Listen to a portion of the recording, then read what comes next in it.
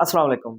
अच्छा, किसी ने बड़ा ही इंटरेस्टिंग क्वेश्चन पूछा है कि अगर बीवी जो है जॉब करती है और कमा रही है, एक जगह से सैलरी ले रही है, तो क्या इस सूरत हाल में भी एक खामन जो है पाबंद है बीवी को खर्चा ना नफका देने का?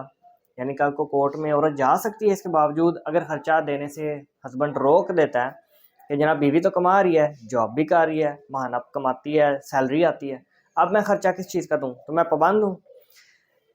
जान लीजिए और याद रखिएगा, जो खर्चा नान नफका ना, इससे हस्बैंड की कोई जान नहीं छूटने वाली। जितने भी शौहर अफराद हैं, चाहे उनको बुरा लगे अच्छा लगे, कानून में और शरीयत में यही है। आपने एक औरत के साथ निकाह किया है, वो आपकी मनकूहा है, जब तक मनकूहा है आप उसका खर्चा देने के पाबंद हैं। अच्छा, खर्चे नान नफका से मुराद ये नहीं है कि आपने रोज़ाना के उसे पैसे देने हैं या महाना उसे पैसे देने हैं। इससे मुराद ये होता है उसको मेंटेन करना, उसका खाना, उसका पीना, उसका शेल्टर, उसका कपड़े, उसकी ट्रांसपोर्ट, उसकी मेडिकल केयर, यानी जिस जिस चीज़ पे फाइनेंशियल ऑब्लिगेशन हैं, फाइनेंशियली वो उसको ज़रूरत है, आपने वो पूरी करनी है। अब वो चाहे जितने की भी हो, उसकी ज़रूरियात के हिसाब से, बेसिक नीड्स पूरी होने के लिए। तो आप पाबंद हैं हमेशा मेंटेनेंस प्रोवाइड करने के, अपनी औरत, अपनी वाइफ को प्रोवाइड करने के आप पाबंद हैं कानूनी और शरई तौर पे, चाहे वो करोड़ोंपति क्यों ना हो, चाहे अमीर घराने से क्यों ना वो आए, चाहे वो महाना सैलरी किसी जॉब से लाखों की करोड़ों की क्यों ना ले रही हो, चाहे उसका अपना ज़ाती बिजनेस क्यों ना हो, चाहे वो फिजिकल बिजनेस हो या वो ऑनलाइन बिजनेस हो, चाहे वो किसी भी सूरत हाल से फाइनेंशियली स्टेबल हो, तब भी आप पाबंद हैं कानूनी तौर पे और शरई तौर पे।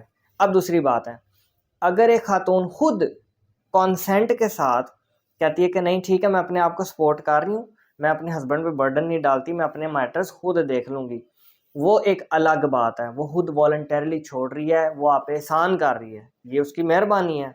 लेकिन आपकी ऑब्लिगेशन अपनी जगह रहेगी, वो आपको खुद नहीं पूछती, वो एक अलग बात है, वो एक अलग चीज़ है। वो म्यूचुअल कॉन्सेंट उसे ही कहते हैं, बामी मुशावरत से। हर घर का एक फाइनेंशियल निज़ाम होता है, उसको चलाना होता है मियाँ बीवी ने। किसी घर के अंदर सिर्फ शोहर कमा रहा होता है, तो किसी घर के अंदर दोनों कमा रहे होते हैं। और समटाइम्स ऐसा भी होता है, मैं इस चीज़ को पसंद नहीं करता, लेकिन ऐसा भी होता है कि सिर्फ बीवी कमा रही होती है और हस्बैंड कुछ नहीं कर रहा होता, या वो कम कमा रहा होता है।